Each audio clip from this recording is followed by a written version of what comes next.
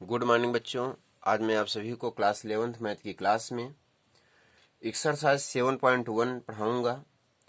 देखिए बच्चों, एक्सरसाइज 7.1 है अंक 1 2 3 4 5 से कितनी 3 अंकी संख्याएं बनाई जा सकती हैं। देखिए अंक हमारे पास क्या हैं, अंक हैं 1 2 3 4 5 से कितनी 3 अंकी संख्याएं बनाई जा सकती हैं। यदि फर्स्ट पॉइंट है अंकों की पुनरावृत्ति की अनुमति हो, सेकंड पॉइंट है अंकों की पुनरावृत्ति की अनुमति नहीं है। देखिए 3 अंकी संख्या की अंक दिए गए हैं, इन अंकों की सहायता से हमको 3 अंकों वाली संख्या बनाना है। तो 3 अंकों की संख्या चाहिए, जो संख्या प्राप्त करना है अभिष्ट संख्या क्या है, 3 अंकों वाली संख्या बनानी है। क्योंकि 3 अंकों की संख्या बनानी है, क्योंकि 3 अंकों वाली संख्या बनानी है, 3 अंकों वाली संख्या में कुल कितने स्थान होंगे, 3 स्थान होंगे। 3 अंकों वाली संख्या में कुल 3 स्थान होते हैं, 3 स्थान होते हैं। क्या क्या स्थान होते हैं? ये 3 स्थान होते हैं। पहले इकाई होता है यहाँ पर, फिर दहाई, यहाँ सैकड़ा। ये 3 स्थान होते हैं, इकाई, दहाई और सैकड़ा। अब देखिए बच्चों समझिए, अब यहाँ पहला पॉइंट है, इसमें पहला पॉइंट क्या है, फर्स्ट पॉइंट है कि जब अंकों की पुनरावृत्ति की अनुमति है तो पहले स्थान को, इकाई वाले स्थान को, हमारे पास कुल कितने अंक हैं, कुल अंकों की संख्या हमारी 5 है, 1 2 3 4 5, तो कुल अंक कितने हैं, तो कुल अंक हैं हमारे पास, अंकों की संख्या है 5। कुल अंक कितने अंक हैं, 5 अंक हैं। अब देखिए इकाई के स्थान को, अगर इकाई के स्थान को हम कितने प्रकार से 5 तरीके से भर सकते हैं। इकाई के स्थान को हम कितने प्रकार से, इस स्थान को, जो इकाई वाला स्थान है, इसको 5 तरीके से भर सकते हैं। उसके बाद देखिए बच्चों, दहाई के स्थान को भी हम 5 तरीके से भर सकते हैं, क्योंकि अंकों की पुनरावृत्ति की अनुमति है। क्योंकि अंकों की पुनरावृत्ति हम कर सकते हैं, ऐसा नहीं है कि अंकों की पुनरावृत्ति की अनुमति नहीं है, अंकों की पुनरावृत्ति की अनुमति है, इसलिए दहाई के स्थान को भी 5 तरीके से भर सकते हैं। हमारे पास अभी भी 5 स्थान, ये पूरे 5 अंक अवेलेबल हैं। अब इसी प्रकार सैकड़े में भी कह रहे हैं अंकों की पुनरावृत्ति की अनुमति है, इसलिए हम सैकड़े के स्थान को भी 5 तरीके से भर सकते हैं। तो यहाँ देखिए इकाई के स्थान को भी 5 तरीके से भरा जा सकता है, दहाई के स्थान को भी 5 तरीके से भरा जा सकता है, सैकड़े के स्थान को भी 5 तरीके से भरा जा सकता है। ये कब है, जब अंकों की पुनरावृत्ति की अनुमति हो, जब अंकों की पुनरावृत्ति की अनुमति हो, पुनरावृत्ति की अनुमति हो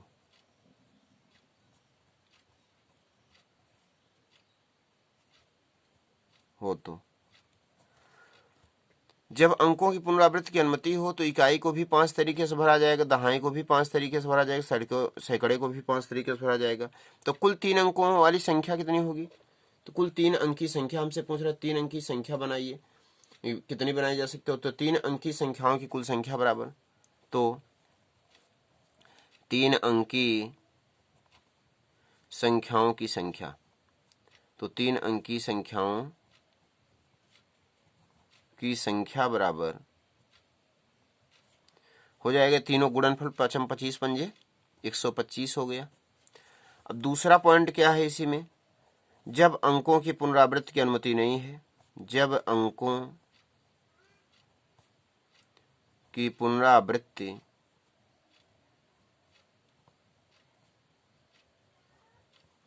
जब अंकों की पुनरावृत्ति की अनुमति नहीं है,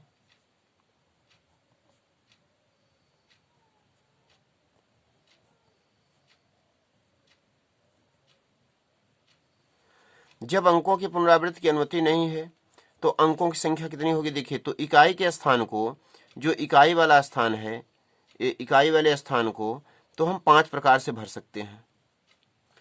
अब दहाई वाला जो स्थान होगा इसको हम 5 प्रकार से नहीं भर सकते हैं, क्योंकि जिस अंक को मैं यहाँ रख दूंगा, उस अंक को दोबारा यहाँ नहीं रख सकता हूँ दहाई के स्थान पर।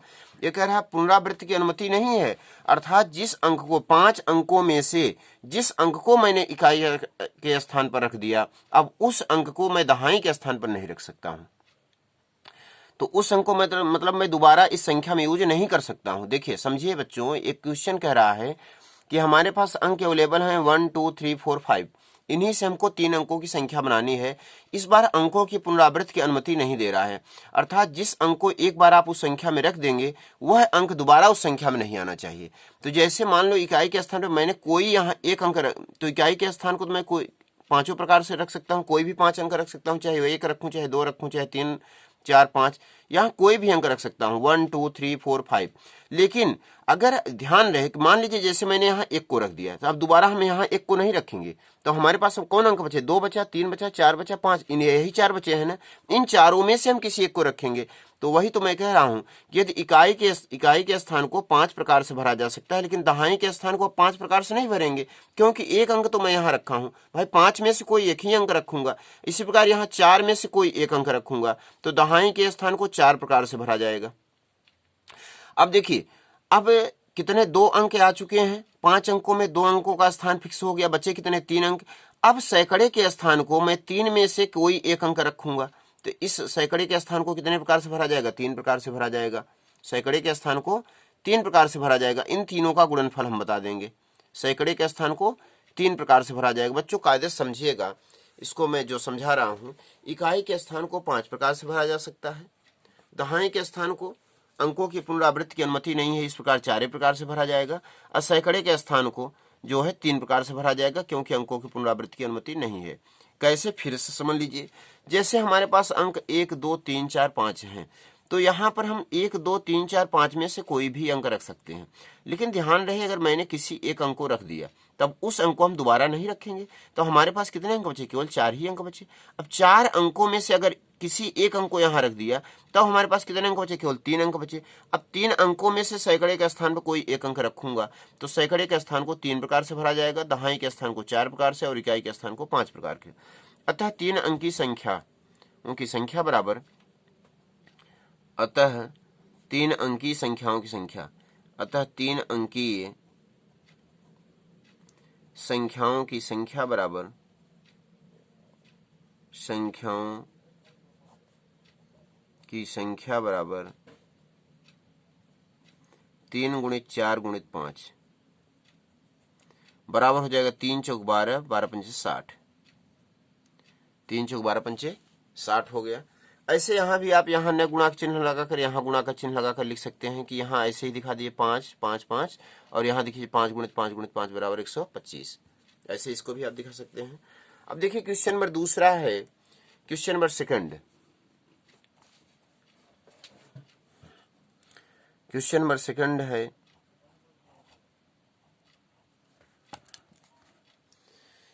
अंक 1 2 3 4 5 6 से अंक क्या है?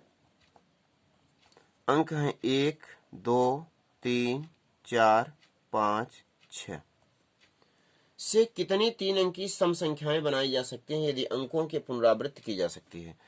अब सम संख्या पूछ रहा है, सम संख्याओं की संख्या, कितनी 3 अंकी सम संख्याओं की संख्या हमसे पूछ रहा है। देखिए अंक ये है, हमसे पूछ रहा है 3 अंकीय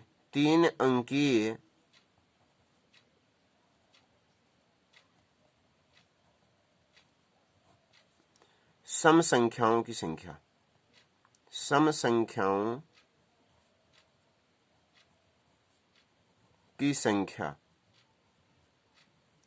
जबकि अंकों की पुनरावृत्ति होती हो, जबकि अंकों की पुनरावृत्ति की अनुमति हो।